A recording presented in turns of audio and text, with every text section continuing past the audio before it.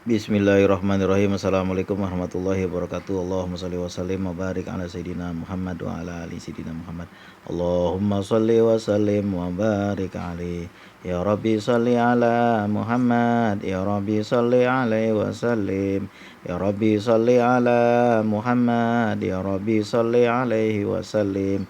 Allahumma shalli ala sayyidina Muhammad wa ala ali sayyidina Muhammad. Menjawab dua pertanyaan yang pengen dijawab cepet. Ini ribet amat hari ini. Jadi begini, ada pertanyaan. Terima kasih yang udah mengajukan pertanyaan. Alhamdulillah. Jadi saya bikinin konten biar enak jawabnya. Disimak aja. Ustadz bangun jam 12 malam ya untuk membaca sholawat munjiat. Habis bangun lalu saya tahajud lalu ngantuk. Gimana cara ngilangin ngantuk? Gimana? Gimana jawabnya ini? Gimana cara kali ngilangin ngantuk? Kalau saya biasanya saya selalu tidur, habis sisa langsung tidur cepet-cepet. Nah, kalau nggak ada keperluan ya, kalau nggak ada keperluan bangun tidur cepet-cepet. Lagi pula saya tidur malam dikit. Kadang-kadang kalau saya tidur cepat habis sisa tidur, nanti jam 11 udah bangun kadang-kadang. Gitu juga. Nah, nanti sebentar buka YouTube kan, udah tidur lagi, bangun nanti jam 2. Biasanya juga begitu. Kalau saya begitu. Kemudian tip yang kedua itu waktu apa ya? Waktu qailullah. Apa itu waktu qailullah? Waktu siang sebelum zuhur sekitar 30 menit sebelum zuhur itu kita tidur di situ jam-jam, kalau kita bisa tidur di situ itu laksana tidur sehari penuh, semalam penuh. Semalam suntuk itu. Ah gitu. Itu yang udah saya tahu begitu. Dan kalau udah malam makannya jangan banyak-banyak. Kalau udah banyak-banyak kita ngantuk dah. Nah, itu yang saya tahu. Kemudian sebelum tidur itu tempat tidurnya dikibrat-kibrat dulu. Kibrat-kibrat tuh diapain? Ya ditepok-tepok dulu, dikibrat-kibrat dulu begitu. Gitulah katanya. Dan naruh pala di atas bantal, mohon kepada Allah, ya Allah tolong bangunkan saya jam berapa ya? 12 malam. Allahumma sholli ala sayyidina Muhammad. Tidur. Nah, gitu tip yang saya gunakan. Begitu ya Kakak. Mudah-mudahan bisa menjawab ini. Nah, pertanyaan selanjutnya dari Ibu Nye, Ustadz, tolong Bang, tolong bagi sarannya dong. Saya ini seorang ibu, anak saya pengen masuk penempatan kerja yang dia suka gitu, maksudnya masa depan menurut dia lebih lebih bagus lagi. Kira-kira begitu loh bahasanya. Saya baca sekali doang. Eh, apa sarannya? Apa saya membaca Yasin 41 kali atau saya membaca sholat munjiat 1000 kali? Nah, ini kan dua-duanya udah pernah saya kerjain dan dua-duanya alhamdulillah sukses. Itu membaca sholawat munajat 1000 kali jam 12 malam habis sholat hajat 4 rakaat. Rakaat pertama membaca Qul huwallahu ahad 10 kali, kedua 20 kali, rakaat ketiga 30 kali, rakaat keempat 40 kali. Setelah itu ber mengirim Al-Fatihah kepada Rasulullah ila hadratin Nabil Mustafa Muhammadin Rasulullah sallallahu alaihi wasallam wa ala alihi wa azwajihi wa zurriyyati wa ahli baitihi sayyidillahi lahumul Fatihah. Baca Al-Fatihah. Nah, itu. Setelah itu baca sholawat munjiat. Kalau kita baca 1000 kali, 1 jam itu biasanya saya habis 250. Jadi kalau 1000 kali itu jam 4 pagi baru habis. 4 jam. Nah kan, setelah itu sholat tahajud. Setelah sholat tahajud, memohon kepada Allah, ya Allah dengan berkah sholawat munjiat, tolong ya Allah, apa doanya? Luluskan anak saya atau mudahkan jalan anak saya biar lulus. Nah begitu, minta kepada Allah seperti itu tiap malam kerjakan. Sampai kapan Bang? Ya sampai ada pengumuman kelulusan, kerjakan aja itu. Kalau itu doa kita ya, usaha kita ya. Dulu saya waktu masih pesantren begitu sama orang tua.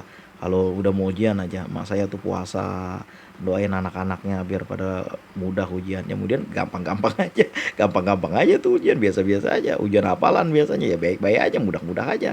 Sampai sampai keluar dari pesantren, masuk pesantren kita, lalu sekolah SMA, lalu lulus perguruan tinggi. Ujian masuk perguruan tinggi negeri itu kan bukan gampang pada tahun itu. Apalagi fakultas saya waktu itu saingannya 82 orang, apalagi kalau sekarang lebih banyak lagi. Lebih banyak lagi, 82 orang per 1 orang. Jadi satu harus ngalahin 82 orang. Alhamdulillah lulus juga tuh.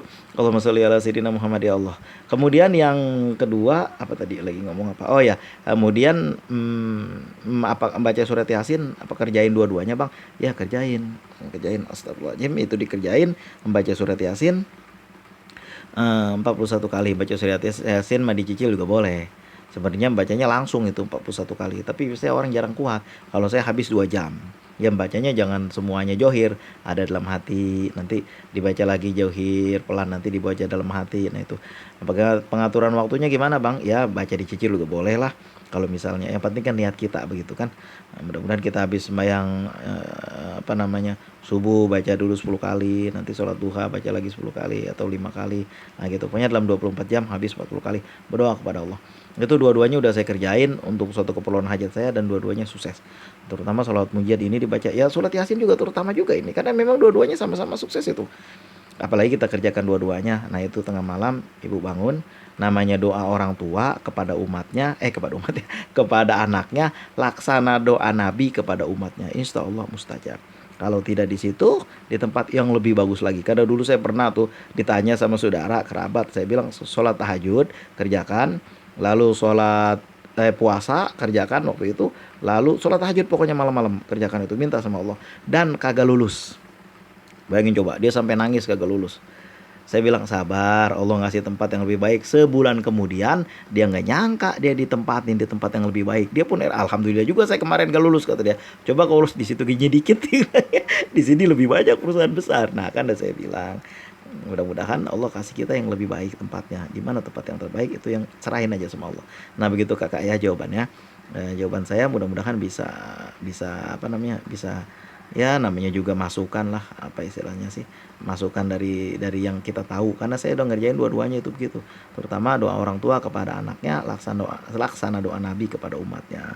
Dan juga kakak perhatiin nih, kalau kita sebelum berdoa, yang jangan lupa nih, kita jauhi dari yang namanya riba, makan makanan haram itu jauhi, yang kayak gitu, yang setengah haram, seperempat haram, yang campur-campur barang haram lah begitu, itu dijauhi, jangan kayak gitu.